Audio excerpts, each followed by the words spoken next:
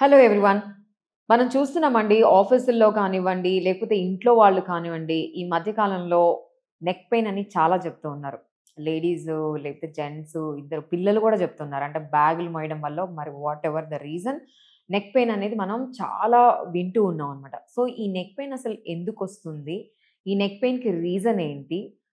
దానికేదైనా cause ఉందా? అసలు వీటికి వచ్చే ముందు దానికి రూట్ కాజ్ ఏంటి? ఇవన్నీ మనతో మాట్లాడడానికి ఈరోజు మనం అనంత రీహాబ్‌లో డాక్టర్ అనూష గారు అండ్ డాక్టర్ ఆచల్‌తో ఉన్నాము. డాక్టర్ అనూష గారు already one of the director and pain management physician కూడా. అండ్ మనతో ఉన్న డాక్టర్ ఆచల్ తను ఇక్కడ సీనియర్ ఫిజియోథెరపిస్ట్ అనమాట. అండ్ ఈ ఫిజియోథెరపీకి, నార్మల్ ఫిజియోథెరపీ కూడా చాలా డిఫరెన్స్ ఉంది ఇక్కడ రీహాబ్‌లో, అనంత రీహాబ్‌లో. అదేంటో మనం వాళ్ళిద్దరిని అడిగి తెలుసుకుందాం మనం.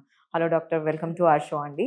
So, first of all doctor Achal, మీరన్నారు అంటే నార్మల్ ఫిజియోథెరపీ అనగానే ఫస్ట్ జనరల్‌గా అందరికొచ్చేది, ఇంక్లూడింగ్ నాకు కూడా, ఎక్సర్‌సైజులు చేపిస్తారు ఫిజియోథెరపిస్ట్.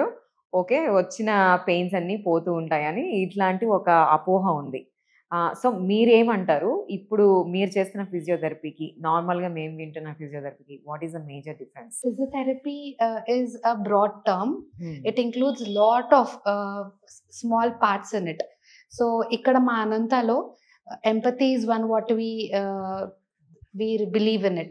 సో మా దగ్గర పేషెంట్ వచ్చినప్పుడు ఒక నెక్ పెయిన్ కానీ ఏ జాయింట్స్ పెయిన్తో కానీ దాన్ని ఈ మధ్య చాలా కొత్తగా జాయింట్ పెయిన్స్ కానీ నెక్ పెయిన్ అంటే ఫిజికల్గా లేకపోతే కొంచెం అగ్రెసివ్గా మూమెంట్స్ ఏమైనా చేపిస్తారు. బట్ ఫ్రాంక్గా చెప్పాలంటే physiotherapy is not only about it, okay. It is about pain management as well. So we will be dealing with the pain management of the patient. దానికి ట్రీట్ చేయడానికి మా దగ్గర చాలా డిఫరెంట్ ఎక్విప్మెంట్స్ ఉంటాయి. We have high-end quality equipments. For example, we have laser treatment. It's a 4th generation laser, which is very rare to see in such rehab setups. So yes, so we deal accordingly. Yeah. So, మనం neck pain గురించి అనుకుంటూ ఉన్నాం కదా. Yes. Neck pain రావడానికి major ఇదేంటి అంటే, నేను వినడం చాలా మంది చెప్పారు, ఎక్కువ ఆలోచించారు అనుకోండి వాళ్ళు ఏదో ఒక విషయం మీద, సంథింగ్ ఎనీ ఇష్యూ వచ్చినప్పుడు ఇక్కడ పెయిన్ వస్తుందని విన్నాను. అది రిలేటెడ్ టు మీరు చెప్పేదా, లేకపోతే ఈ నెక్ పెయిన్ ఈస్ డిఫరెంటా? The neck pain is a broad term. There are many, మన నెక్ లో చాలా anatomical సిస్టమ్స్ ఉంటాయి అనమాట. మజిల్స్ ఉంటాయి, బోన్స్ ఉంటాయి, నరాలు ఉంటాయి. సో ఆ నెక్ పెయిన్ దేని వల్ల కాజ్ అవ్వచ్చు. ఏదర్ చిన్న మజిల్ స్ప్రెయిన్ వల్ల చాలా సివియర్ పెయిన్ ఉంటుంది నెక్ కి. ఆ స్ప్రెయిన్ అవ్వడం వల్ల నెక్ మూవ్ చేయడం కూడా రాదు చాలా మందికి. For 3 to 5 days that is a severe pain. కొంతమందికి రాంగ్ పోస్చర్స్ వల్ల నెక్ లో ఉన్న డిస్క్ ప్రొలాప్స్ అయిపోయి నరాలు కంప్రెస్ చేయడం, that is again a very huge and chronic pain. కొంతమందికి అక్యూట్ పెయిన్స్ ఉంటాయి సడన్ ఇంజురీస్ వల్ల.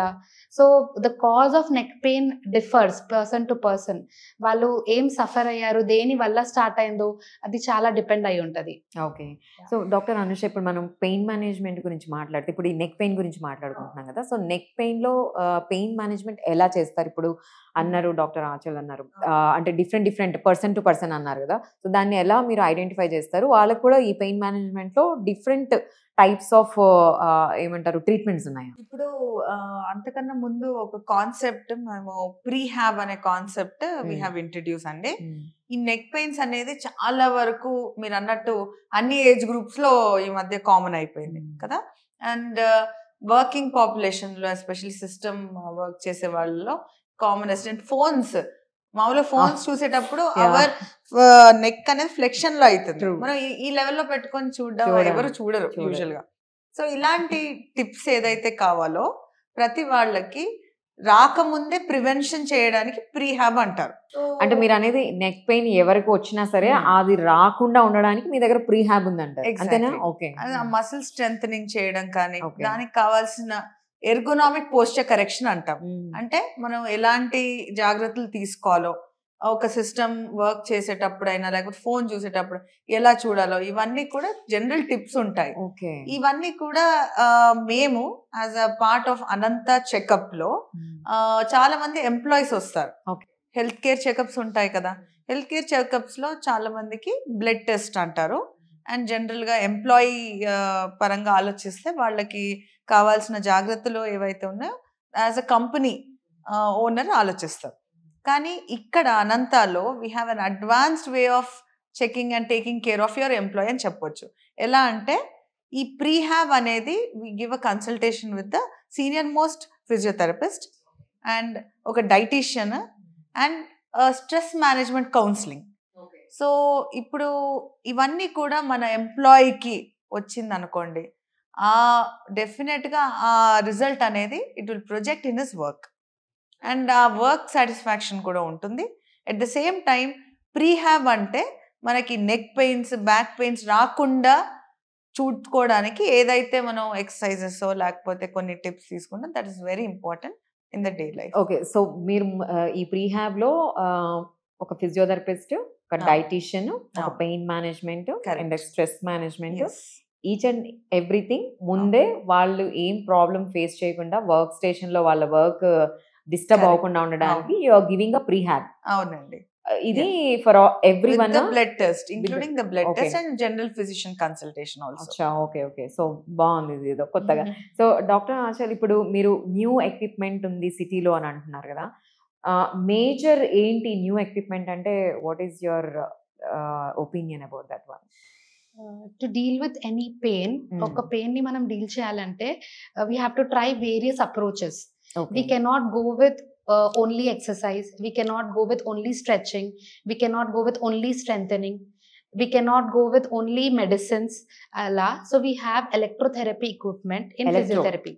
Electrotherapy equipment, dantlo we have different varieties of equipments for different types of problem. If suppose I have a muscle pain, so danni deal cheyadaniki oka separate specialized equipment undi muscle ni heal cheyadaniki. If na daggara I have a bone issue which occurs in aged patient, so daniki treatment cheyadaniki we have laser which will really work very well for chronic and acute pains. If there is any disc nerve problem, nerve compression due to disc bulge in cervical, దాని వల్ల చేతులంతా లాగడము, వాళ్ళు చిన్న పనులు కూడా చేయలేకపోవడం, ఇదంతా ఉంటుంది. So దాన్ని deal చేయడానికి we have different electrotherapy equipment which will cater that problem, which will reduce that pain. This will be accompanied with all the strengthening, stretching, medicines. So there Anantalo we try, and dietitian and food. So we try to give a holistic treatment for the patient rather than just giving a one-sided approach. So each and every one treatment is connected to different doctors ikkada 100%. And ఇప్పుడు మీరు అన్నారు అంటే ఎక్కువ ఏం pains తో వస్తుంటారు మీ దగ్గరికి? మీరు ఎన్ నెంబర్ ఆఫ్ పేషెంట్స్ ని చూసే ఉంటారు. ఓన్లీ నెక్ పెయినే కాకుండా ఎన్ నెంబర్ ఆఫ్ పేషెంట్స్, అంటే యాక్సిడెంట్స్ అయిన వాళ్ళ, ఐటీ జాబ్స్ లో ఉండే వాళ్ళ, లేకపోతే DPOs లో ఉండే వాళ్ళ, లేకపోతే హోమ్ మేకర్స్, ఎవరు వస్తుంటారు మీ దగ్గర? General గా in Ananta we have an IP setup and an OP setup. Okay. So IP is called inpatient setup and OP is an outpatient setup. So inpatient ఉన్న వాళ్ళు అంటే జనరల్ గా ఏదైనా పోస్ట్ సర్జరీ, సపోజ్ మనం musculoskeletal మాట్లాడుతున్నాం కాబట్టి knee replacement కానీ hip replacement కానీ నడుస్తూ ఉంటే ఫ్రాక్చర్ అయిపోతుంది. దాని తర్వాత సర్జరీ అయిన తర్వాత కొన్ని ఫ్రాక్చర్స్ దానికి సర్జరీ ఉండదు, లైక్ పెల్విక్ ఫ్రాక్చర్స్, వాళ్ళకి కంపల్సరీ బెడ్ రెస్ట్ ఉండాలి. సో వాళ్ళ ఇంట్లో ఇలాంటి పేషెంట్స్ ని మనం అంత కరెక్ట్ గా ట్రీట్మెంట్ ఇవ్వలేము. సో వాళ్ళు మా అనంత లాంటి రీహాబ్స్ కి వచ్చి ఒక సర్టన్ పీరియడ్ ఆఫ్ టైం వరకు ఉండి ఇన్పేషెంట్ గా ఉండి ప్రాపర్ అన్ని అప్రోచెస్ లో ట్రీట్మెంట్ తీసుకొని till get better. There is an another setup called out patient setup. So దాంట్లో anyone from any age, from small to elderly, anyone with any pain can come to Ananta and can get better with our management procedures. ఇప్పుడు inpatient గా ఉండే వాళ్ళకి, ఇప్పుడు suppose మీరు ఒక certain period, అంటే ఇది కూడా ఇండివిజువల్ గా వాళ్ళ వచ్చిన ప్రాబ్లమ్ తో అని తెలుసు, బట్ పీరియడ్ ఏంటి అంటారు? 1 month, 2 months? Again, it's a very difficult question. We cannot answer that. Again, it changes based on patient's condition. Deni vallu kosam vacharu. We have lot of parts in our body. Every part needs a different recovery time. Suppose knee replacement anukondi, dantlo it needs lesser shorter duration compared to stroke patient.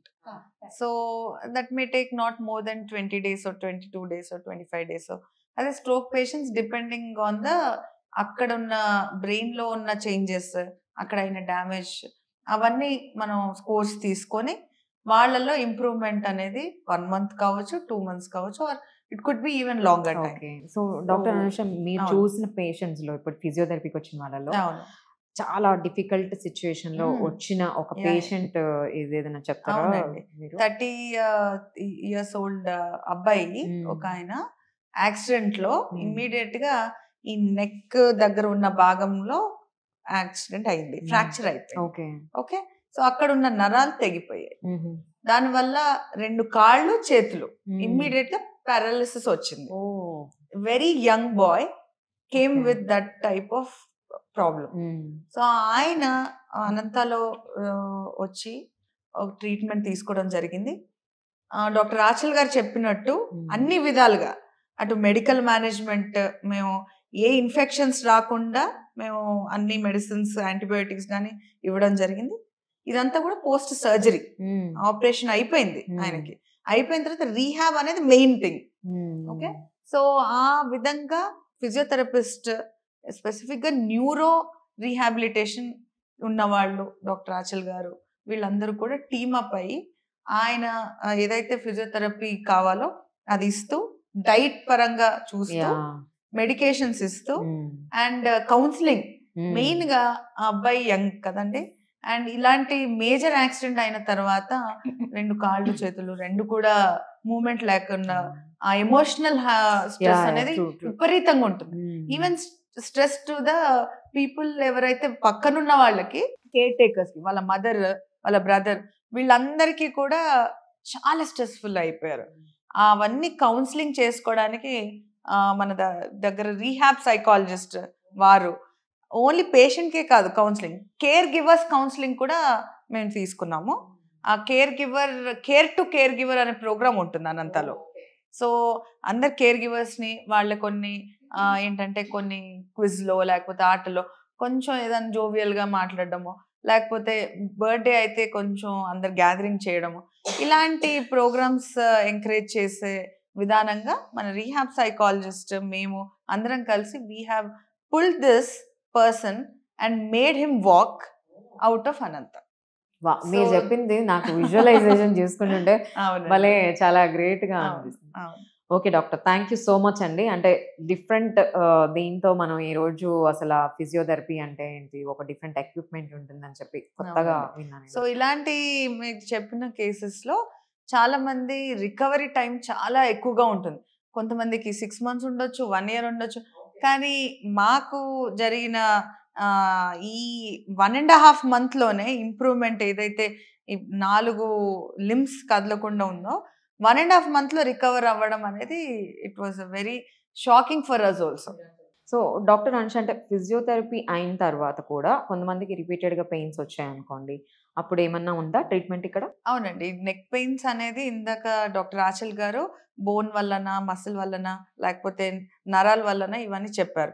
దానికి specific గా అనంతలో ఒక్కొక్క equipments ఉన్నాయి, ఏదైతే problems ఉన్నాయో అది అయిన తర్వాత చాలా మందికి రిలీఫ్ ఉంటుంది, లాంగ్ టర్మ్ రిలీఫ్ ఉంటుంది. కొన్ని ఎక్సర్సైజ్ చేస్తే కూడా లాంగ్ టర్మ్ రిలీఫ్ ఉంటుంది. కానీ మెడిసిన్స్, ఫిజియోథెరపీ అయిన తర్వాత కూడా పెయిన్ ఇంకా ఉంది పర్సిస్టెంట్ గా, అండ్ దాంట్లో మేము స్టేజింగ్స్ చేస్తాం. వీక్నెస్ లేకపోతే సర్జరీ దాకా వెళ్ళాల్సిన అవసరం లేదు. డైరెక్ట్ గా మనకి ఇంజెక్షన్ ఫామ్ లో న్యూ టెక్నాలజీస్ తోని సియామ్ గైడెడ్ ఇంజెక్షన్స్ అంటాం. అంటే మనకి ఎంఆర్ఐ ఉంటుంది కదా, అలాగే రౌండ్ గా ఒక గుండ్రని ఎక్విప్మెంట్ ఆపరేషన్ థియేటర్ లోనే ఇవన్నీ చేస్తామండి. ఆ నరం ఎక్కడైతే ఒత్తిడి అయిందో ఆ స్కాన్ ద్వారా చూసి కరెక్ట్ ప్లేస్ లో మేము ఇంజెక్షన్ ఇస్తాం. దీనివల్ల పెయిన్స్ అనేది డెఫినెట్ గా చాలా బాగా రిజల్ట్ వస్తుంది అనమాట. ఓకే డాక్టర్, థ్యాంక్ యూ అండి. Thank you doctor, thank you so much.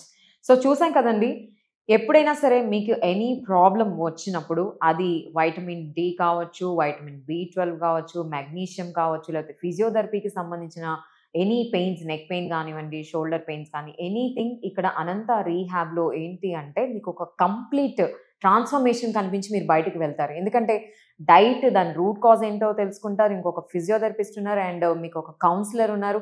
Councillor పేషెంట్కి మాత్రమే కాకుండా కేర్ టేకర్స్కి కూడా ఉన్నారు, అండ్ వాళ్ళ దగ్గర డిఫరెంట్ ప్రోగ్రామ్స్ కూడా ఉన్నాయి. సో ఇప్పుడు మీకు ఏదైనా ఒక సొల్యూషన్, ఒక ట్రీట్మెంట్ నుంచి కావాలి అని అంటే అనంత రీహాబ్ అని అంటున్నారు doctor Anusha. Thank you so much.